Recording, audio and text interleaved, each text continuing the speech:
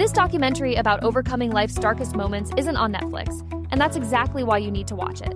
Look, I've been through my share of tough times, and I'm tired of watching feel-good fluff that barely scratches the surface. My Silver Lining documentary on early-onset is different. It's raw, real, and completely transformative. This isn't some glossy production designed to make you feel better for 30 minutes. It digs deep into what it actually takes to turn your pain into purpose. The storytelling is so powerful that mainstream platforms wouldn't touch it. But that's their loss and your gain. You get exclusive access to stories that will genuinely shift your perspective on adversity. I watched it 3 times because each viewing revealed something new about resilience. The convenience of streaming it on early-onset means you can pause, rewind, and really absorb these life-changing insights. Don't settle for surface-level inspiration when you can access something that actually moves the needle. Head to early-onset right now and discover the documentary everyone's missing.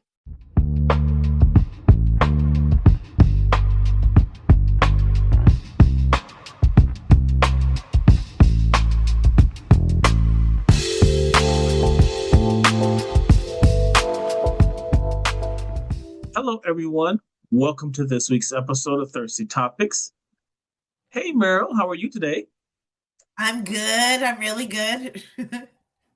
Did you get a chance to enjoy the weekend?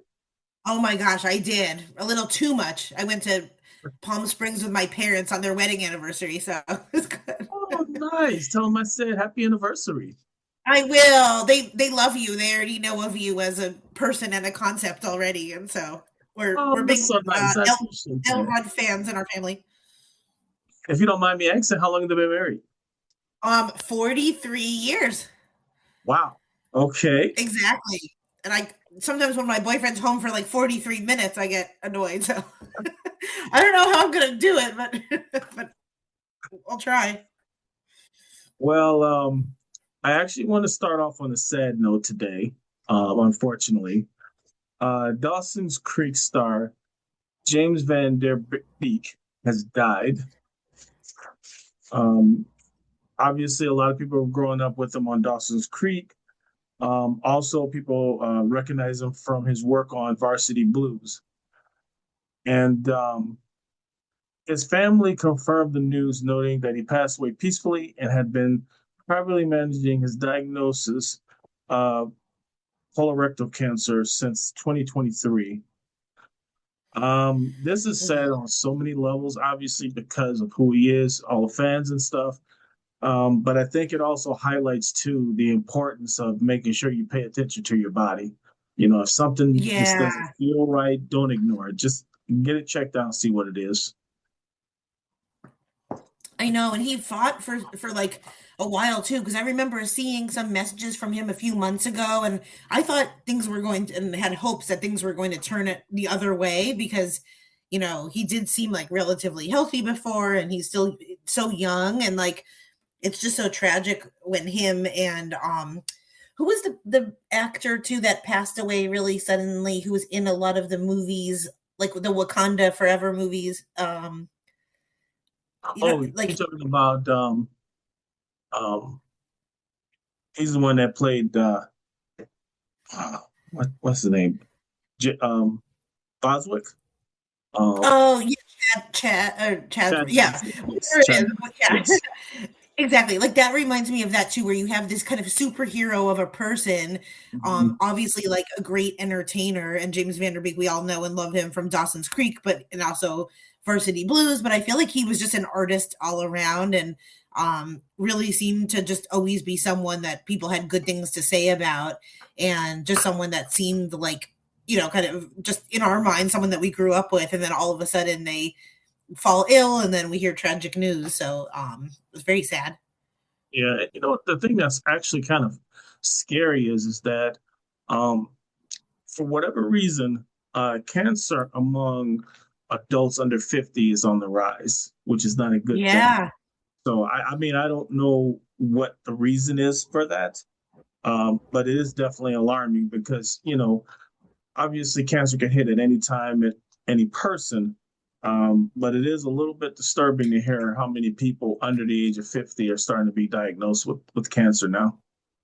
Absolutely. And we hope that things like advance in the way where treatments are more available, or they'll be able to find some answers to things, but it's just so sad. And it was so sad at the end, just how like skinny and gaunt he got and everything. Mhm. And but he always seemed to have a really good attitude, and he just seemed really loving. And I know he has, the sad thing that I saw too was that he has a wife and 6 kids. Yeah. And that they were doing like a GoFundMe because, as you Yes. can imagine, like even though he was a TV star and they still have residual checks and everything, like I'm sure that they don't have a lot moving forward now, and that's 6 children that don't have a father. Oh yeah, and a lot of people, and I'm glad you touched on that point. A lot of people feel, well, he's a big star. Why would he need money? But what people don't understand is that when you get a devastating illness, even if you have insurance, it doesn't always cover it. So No. a big chunk of their financial challenges is the care that he received trying to fight this devastating illness. I know sometimes it seems like with health insurance stuff, you almost want to be one way or another. You want to be so wealthy or so not, that you get like more government assisted things, but then you're so limited onto what kind of care you can get and the doctors in your network, and it's just a whole mess. Um but yeah, very, very sad. Yeah, I mean, it's sad what you just said, that and it's true. It's 100% true.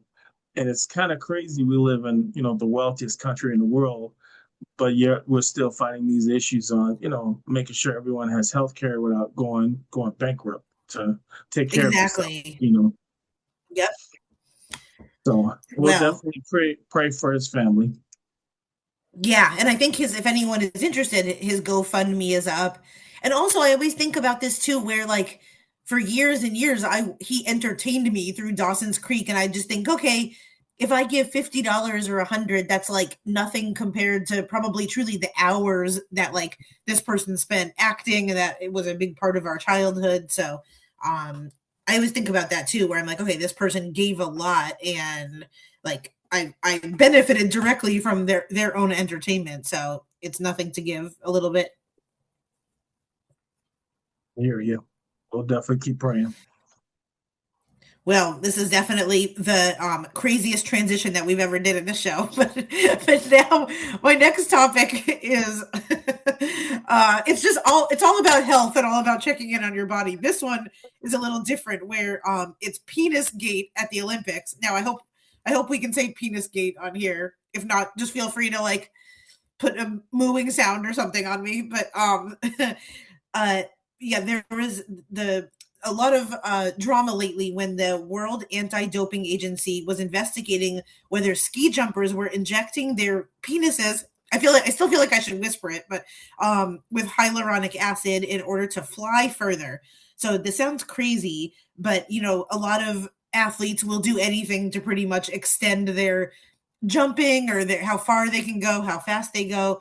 Um, there's been some talk that hyaluronic acid, which is a filler used for cosmetic surgery, that it can actually not only make you bigger girth wise, but it can also basically help you go faster and farther. So we won't get into like the crazy science of it all, but pretty much people were saying that if you inject it, you can like it makes you just in a way like sail farther. You know what's so crazy So about this, Meryl, is when I saw this on your list, I'm like, this cannot be real. And I did some I research. I'm like, know. holy crap, this is real. I know. So at the time that I was looking, honestly, there wasn't an answer of whether or not this 100% was like, they didn't say who was found with doing this. And like, I mean, to me, honestly, it's kind of like when there's smoke, there's fire type of thing, that if there's rumbles of it happening and the agency is looking into it, like it's probably happening somewhere, quite honest. But I don't know, unless you see different, but I didn't see any like actually named people in it. Just the fact that the World Anti-Doping Agency was looking into it. And also that's like the funniest name of an agency I've ever heard. I mean, when I first saw this story, I cringed because I'm like, why would any male want to do that to themselves on purpose? Exactly. And it's like, Exactly. So it's the other crazy thing about it, Meryl, is how did they find this out? I'm just saying, I this is not something know. that you're not sitting at the around the lockers like, hey, guess what I just did? Exactly. And they said, just to break down a little bit of it, they said hyaluronic acid, which is not banned in sport, can be used to increase the circumference by 1 or 2 centimeters. And then in turn, that would increase the surface area of their suits during competition. And it could increase their flight time in the air. And then there's a person, a director of skiing, that says literally every extra centimeter counts. Wow. Okay. I guess when they Yeah. say investigate everything, they mean that literally. They investigate everything. Exactly. No, this is to me the opposite of, in the Summer Olympics when there's like pole vaulting. And remember last summer, there was a man, unfortunately, or fortunately for him, where his genitals got like stuck on the pole for a second and everyone made it a meme because it looked like he obviously was blessed. And so everyone was sharing this picture of this man's genitals like stuck on the pole. And in a good way for him, it made him very popular. But I feel like here, this is where, in that situation, you don't want to be too girthy. In this situation, this is where you like want to have that extra packing. Oh no. And I gotta think to myself, this can't be safe. I mean, you know, that's a sensitive No, area of your body. This cannot be safe. I know, but then it also goes to show that like this is something that a lot of women are injecting it into themselves and putting on our skin regardless. So it's kind of like if it's okay for our cheeks, is it okay for anything? Yeah. I would just love to know the conversation they have with their wife or girlfriend. Oh, hey, before we get intimate, I need to go ahead and inject myself real quick. Is that okay? Exactly. And I mean, I can't imagine being that good for them, I guess, for being that passionate and competitive about something where you want to do that. Like there's just been nothing in my life ever that I'm like thinking about that extra competitive edge.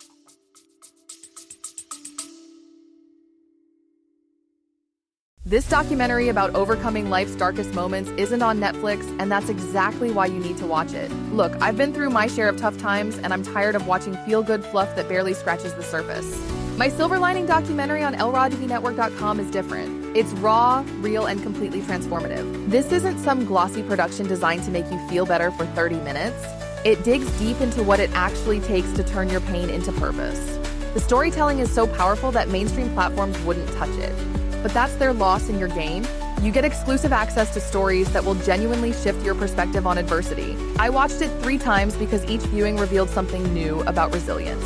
The convenience of streaming it on early-onset means you can pause, rewind, and really absorb these life-changing insights. Don't settle for surface-level inspiration when you can access something that actually moves the needle.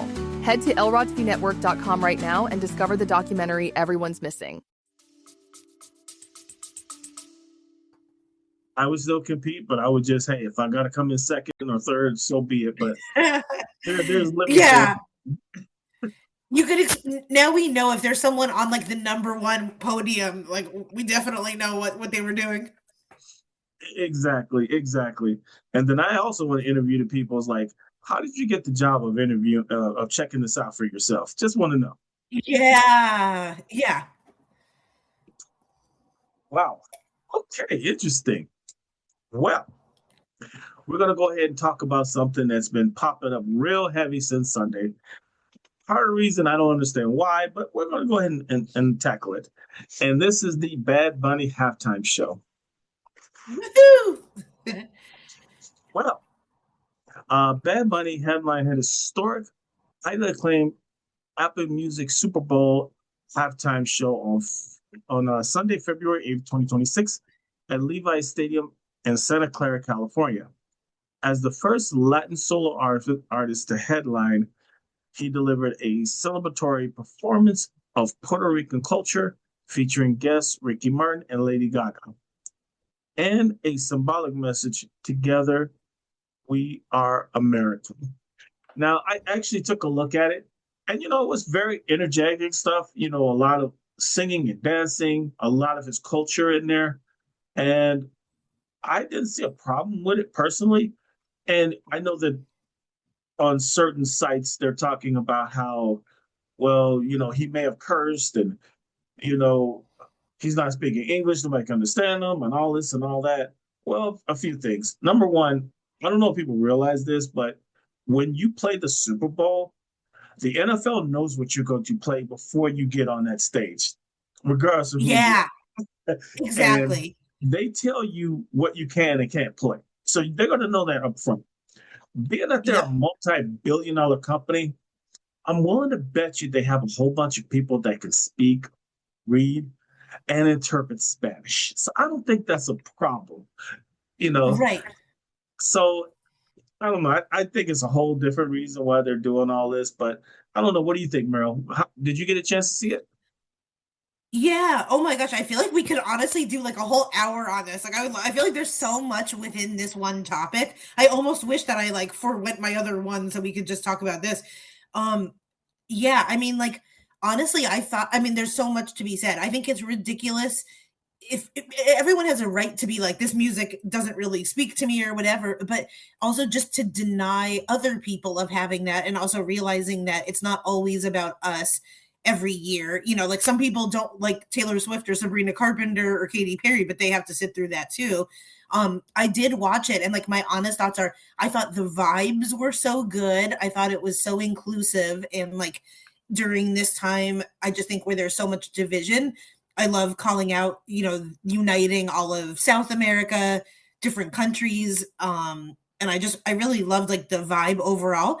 My only critique, like, I don't think Bad Bunny has the best voice itself, but I know that's not the point. Like, his songs are really catchy and it's more about dancing and everything. But in terms of like actual performance, when someone like Ricky Martin comes on and kind of like blows him away a little bit, or Lady Gaga, but like I understand Bad Bunny is not known to be like an opera like singer. To me, it's just if you're an entertainer and you're like at the Super Bowl, you should be like beyond the top of everything. And like I think he is in like 8 different ways, but then there's like 2 ways that he's missing. And I'm just as critical of like anyone. I thought it was way better than whatever like the Kid Rock thing would have been. Yeah. And, And and the one thing I like about what you said, Meryl, is his music may not be your cup of tea. That doesn't mean that he doesn't yeah, deserve to be on that stage. And I'm glad you but it said was so fun. because Yeah, I loved it. I saw the funniest video of a guy saying, "I might not know what his stuff was about, but I don't know what anything is about." And he was like, I am signing my W-9. I don't know what that's about." And like, I feel like I'm confused about so much in life, but it's like if something's a good vibe and people are feeling united, and like seeing videos of like little sweet Puerto Rican fathers or grandfathers that now are like crying because they've never felt represented. Like that's so awesome. And I think like it's fun too. It's not like an awful situation. It's like, beautiful people dancing to a great beat. Um, and also too, like, not that I'm going off the rails now, but I also think it's like a mix of different types of music. So there was a lot of like reggae tone in there and jazz. And just ska and a lot of different things, so it wasn't like one type that's boring. So it's a fusion of a lot of different beautiful types of music, which like we are a melting pot of different types in America. So Oh, exactly. And speaking of melting pot, the viewership, the show garnered a high engagement with 128.2 million viewers for the halftime segment. wow. Yes. So it's a safe bet that his performance wasn't as bad as people said it was. Again, if you don't like that type of music or whatever, that's one thing. But to criticize it for another reason is totally wrong. And something that some of the people need to remember: he's an American citizen. Puerto Rico is a territory of the United States. Those are Americans. Yeah, They're not a foreign country or anything, which I don't understand. So, I know. And it's a part of like just the same way I love seeing like New Orleans marching bands, or even like some elements of country. Like I love thinking about like Texas country or different, yeah, different parts of the country for sure. And like Seattle grunge, and it's all different. It's all there for us to enjoy and be welcomed into. Yeah, I'm glad that he really enjoyed his time and really had a great time doing it. I did hear some troubling things, and I don't know if it's true or not, that when he received his award at the Grammys, that he was a little bit on edge because he received death threats, and Oh, allegedly he was wearing a bulletproof vest underneath his tux, which is oh really my sad in gosh. itself if that's true, because that's Yeah, and it's ridiculous. crazy that that's to think about that in this day and age. Like, it's very sad. Yeah. So I mean, I'm really glad that he didn't let that throw him off his game, and he still gave a great performance. Great Yeah. performance, a great, everyone wants to be proud of their heritage. There's nothing wrong with him being proud of his heritage, and he is American. You know, um, Right. so I just don't get it personally, but it was very well received by the majority of people that watched it. So I enjoyed it. So that's okay. Yeah. And honestly, like, and this does not reflect Lawrence's opinion. I'm telling everyone this, but as the resident conspiracy theorist here, like, honestly, this is one that I saw in the past couple of years that has like the least satanic demonic like imagery to me, like, because I'm always like looking, because I'm looking at, I'm enjoying from like a consumer point of view and like a fun pop loving, pop music lover, but also there's a part of me that like I would be lying if I said I didn't kind of like look at these things through that lens as well, just for like fun slash whatever. And this one was like, there was like a few like little things, but in terms of like weird demonic, like Lady Gaga and Katy Perry like riding in on the devil and stuff, like this one seemed to be the most wholesome. I know a lot of people were offended that there was a lot of like gay men dancing and twerking and stuff, but I'm like, get over it. There's a lot, everyone can have fun and dance, and there were straight couples and gay couples, and like that's not a, to me, that's not like a huge demonic thing at all. But to me, like this was one that I feel like if a lot of people are always rolling their eyes at kind of who's part of like the agenda, this one was like not as overt as the other years. Oh, yeah, definitely. And but before we go on to the next topic, I do want to highlight that his message was Bad Bunny closed his set with the message, "We're still here," spoken in Spanish, and concluded with a football saying, "God bless America." That should See, say and I love everything that that. you wanted to know. Exactly. And at the end, he really united people. And so, yeah, I agree. Amen to that. Well, my next one is uh, another musician that actually got in trouble, or a rare loss for this performer who like usually is everyone's favorite and just in good graces. Billie Eilish. Now this comes a little bit late in the news, but I still wanted to bring it up and talk about it. Where she got quite a bit of backlash at her Grammy Awards acceptance speech. She said, she declared no one is illegal on stolen land. And, this was obviously at the height of a lot of the ICE stuff a few weeks ago. We're still at the height, it's still important, but like, all of us were talking about it. And it was like, you kind of can't be at an award show and not either get asked about it or talk about it. Um, and it just like went crazy in a bad way for her, where a Native American tribe made it known that her house was on sacred tribal land. The fans were saying something like, okay, if no one's illegal on stolen land, then like open your gates to your $1 million house and like let us in. And a lot of people were saying like, you don't know exactly what you're speaking about and stuff. My thoughts were that she's still like young, like she still is like a kid, and I think it's wonderful that someone is speaking up, even if it's not always the most like based in, it's a little bit like not performative, but sometimes it is a little like off the mark a tiny bit. But we ask a lot of celebrities in terms of speaking up and like giving their thoughts. So when they do, and especially when it's like a younger person, we can't completely admonish them like right away, And so I think her intention was really good, and it's a little ridiculous to say like, okay, now open your gates in your house to us. Like I think we know what she means, and like I'm okay with that. But I think too she is still just like a mouthy kid at the end of the day. So I understand like that looking back she may be like, oh, I wish I had more nuance or something. Yeah, sadly enough, Meryl, even when you say something that's wholeheartedly great and something that you're passionate about, something that's positive, there's always going to be someone that has something negative to say. In Yeah. fact, when I look at posts, believe it or not, the most interesting part about the post isn't the actual post itself, but the comments from the The post. comments. Exactly. And Yeah. And like this one, like I can roll my eyes at this a little bit.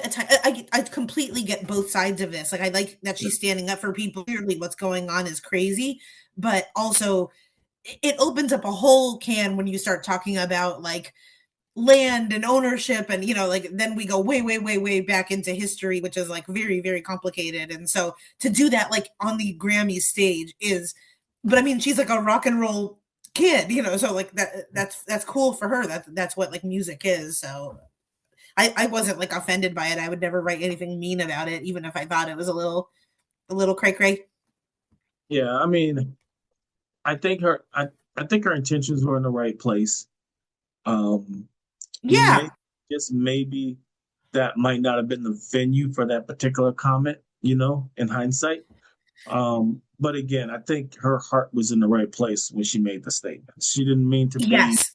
vicious or condescending or anything like that. And, again, she is very young. Yeah, she's very, very popular. She's very rich. All of those things and above are true. But at the end of the day, she's still a kid. You know what I mean? Yeah. So Exactly. people need to calm down And a she little does. bit. Exactly. And we pressure celebrities to like take a stance and speak up, and like, and then you Mhm. can't go too far, and then and then someone does it, and then it's like not like that, so I don't care whether or not honestly celebrities speak up, but like I think we can't like pester them to say something and then freak out when they do and we don't like it. Like that's just very hypocritical. Oh yeah, and I know some people may watch this and go, "Well, she's an adult. How could you? What? What do you mean she's a kid? I'm over 50 years old, so to me, she's still a Yeah.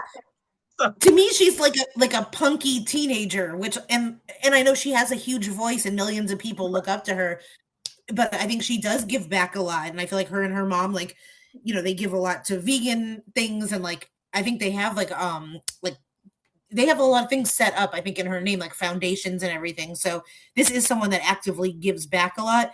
but but yeah, to like kind of do that and then also have like a mansion in LA in this day and age. It's like when AOC wore the eat the or tax the rich dress that one time to an award show. It's just like it's a little, if you're not like middle or lower class, it's a little like eye rolly. Yes, I definitely hear you. Well, my last topic is very interesting.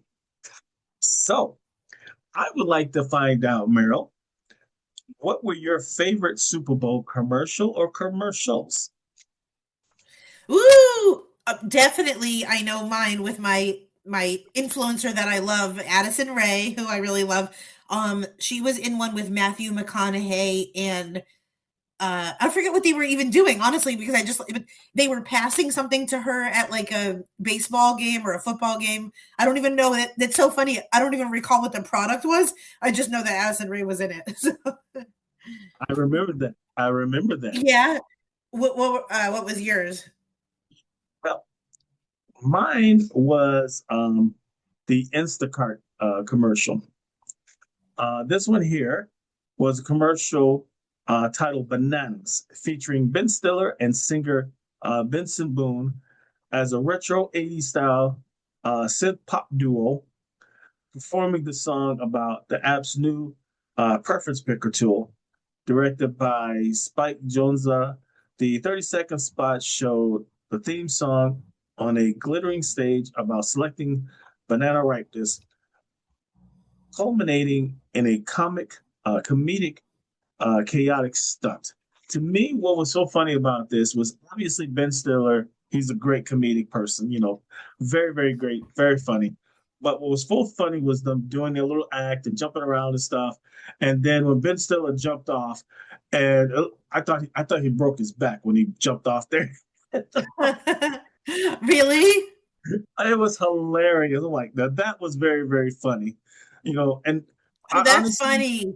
when Ben Stiller had that thick mustache, you know, I mean, I may be dating myself, but he looked like a 80s porn star. But Yeah. I wonder how much that cost to make. you know what? I don't know, but it was hilarious. I really enjoyed that one. I agree. I like when they're like that one too, that they almost tell like a story. Like you forget you're watching a commercial, where for that like Yes. that one I felt like I was watching a movie or a TV show or something. Yes, yes. Now, I do have an honorable mention here. Yeah. And this one is the Ring Super Bowl commercial titled Search Party. And basically, what they were doing is they're promoting a new AI power feature designed to locate dogs by scanning neighborhood camera footage. I understand the concept of what they're doing and why they're doing it. I guess my biggest beef about that is I'm not really happy to hear that, hey, if someone is missing their dog, they could tap into my Ring camera and turn on my Ring camera to search for a dog. Yeah. I mean, I don't know all the nuances, but the way that commercial is, and there's a lot of people that weren't too happy about that feature either. So, did you No. did you get a chance to see that commercial, Meryl? I apologize to our audience that I'm really leaning into my conspiracy side this week because people, I will snap back to reality, but a lot of that type of my world is talking a lot about like being a surveillance state, and basically, we don't, and also that could affect like the ICE things, where if they're looking for someone and they're like they're looking for people, whether that's people that they're wanting for whatever reason. But yeah, I think that's weird, and I feel like we don't need all that for lost dogs, and it definitely seems like they're trotting out something under the guise of like finding pets that maybe also have the intention of being used for other things.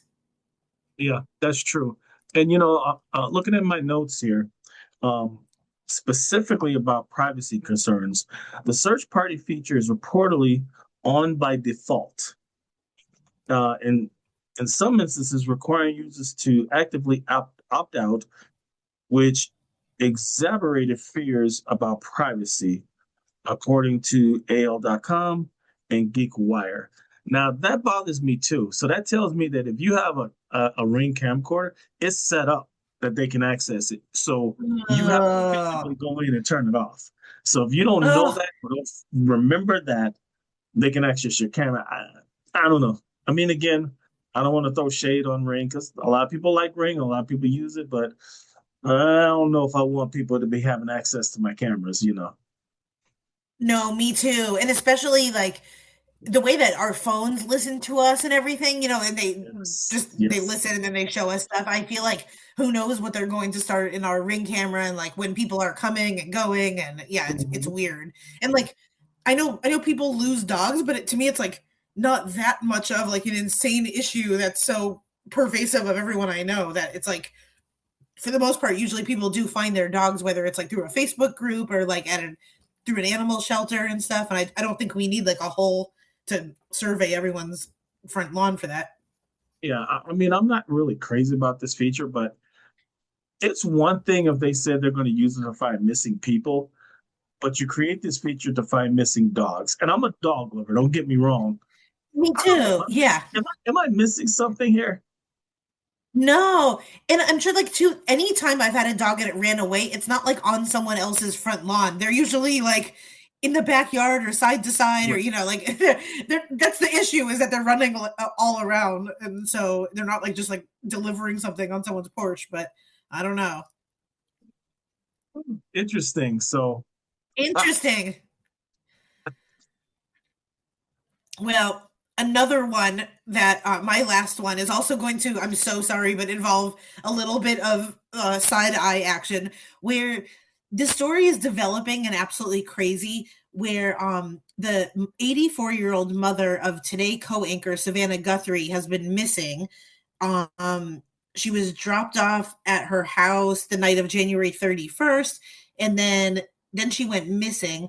As the time of recording now, the FBI provided some new identifying details, where there was a suspect seen on video, talk about Ring camera and stuff, on the porch of her home the morning she disappeared, and they said it was a man wearing like a backpack and everything. Now the weird part of this too is like a lot of people are just kind of not feeling like this whole situation like there's something else we don't know. And then the weirdest thing about all this is when Savannah Guthrie was like talking about her mom, she was quoting things, and then side by side it was like exact lines from the movie Silence of the Lambs. And a lot of people were saying like her tears just don't seem right, and like of course you don't want to doubt like if it actually is a full thing the way exactly they say, then that's like beyond tragic, and that's of course this person is like grieving and panicking. But I'm like, why is she like quoting word for word Silence of the Lambs? And it's just like it's weird in every detail. But also like I don't understand what a motive is to have anything like this pre-planned or have it be like any type of weird Gone Girl type situation. Yeah, I mean, it's definitely garnered the headlines for the last week or so, and there's a whole lot of interesting things where originally there was no tapes, but then the company found it on a backup server or whatever the case may be, and they were able to present um, the video footage. And then there was a driver that was picked up, questioned, and then he was released. And then the other thing too, which is you would normally do is, they're asking for proof of life. You're asking for all this money Yeah. and stuff like that. What proof of life do you have that she's still alive? Because here's the reality of Yep. it. One, I hope like hell she's still alive, but we just don't know. And then the second thing is too is these people that are requesting this ransom. You got to wonder, is it really someone who has her or someone who's taking advantage of the situation? You just don't know. Exactly. So, yep, it's pretty odd. I mean, we'll see. It's developing, but it definitely like I hate to be skeptical about everything, but there's just been so many things that I'm like, I don't know if I just believe like it's hard because when things are happening at face value now, we've all been kind of yanked around by so much that it's hard to believe like anything exactly how it is. But whatever it is, like I hope she's safe, and it's sad that there's an elder woman missing, and like she needs medication and everything. So Yeah, and I know some people were questioning why she lived in that house in a secluded area and everything. And I would just be careful about making those assumptions because most of the time, an older person has grown up in that house with their kids. Their kids have moved out yeah, and they don't want to leave their home. And one thing absolutely. about older adults, they get very, very protective when it talks about their independence. They get really Yep. overprotective about that. So, um, you have to be careful when you're approaching that conversation with a parent, a loved one, stuff like that, because you know they do get very overprotective when it comes to their independence. But you have to balance that with what do you do to help keep them safe too. Yep. Exactly. What a episode, huh? Oh my God, you guys! I promise next week I'll only bring up 4 to 8 conspiracy theories per episode. Well, Meryl, what do you have coming up? Oh my gosh! Well, if you're hearing this and it's Valentine's Day and you're in Los Angeles with nothing to do, I'm at a place called the Gold Rail. It sounds weird, but it's the Gold Rail Bar in Glendale, and I'm part of a really fun show. There's like a ton of comics on it, so I'll probably only be doing like a few minutes, but I love the lineup, and there's like a bunch of my friends on it. So that's it's Valentine's Day night. So also special thanks to my boyfriend who doesn't mind that I'm off doing comedy. Well, everyone, if you're in the area and you don't have anything to do for Valentine's Day, go check out Meryl. She would love to see you. Exactly. Or if you haven't planned a date and you want to seem very impressive, then you could pretend like you've already planned this, and I'll help everyone out. There you go. Well, everyone, thank you again for watching us, listening to us, and also sharing our show with other people, letting us know, let them know who we are, and also supporting Meryl when you get a chance. I'm Lawrence Thank Elder. you. I'm Meryl Climo. Take care, everyone. Bye. Bye.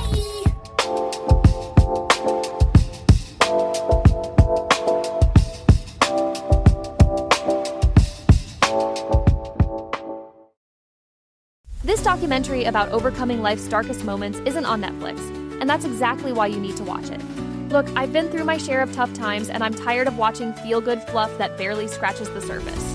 My Silver Lining documentary on early-onset is different. It's raw, real, and completely transformative. This isn't some glossy production designed to make you feel better for 30 minutes. It digs deep into what it actually takes to turn your pain into purpose. The storytelling is so powerful that mainstream platforms wouldn't touch it. But that's their loss and your gain. You get exclusive access to stories that will genuinely shift your perspective on adversity.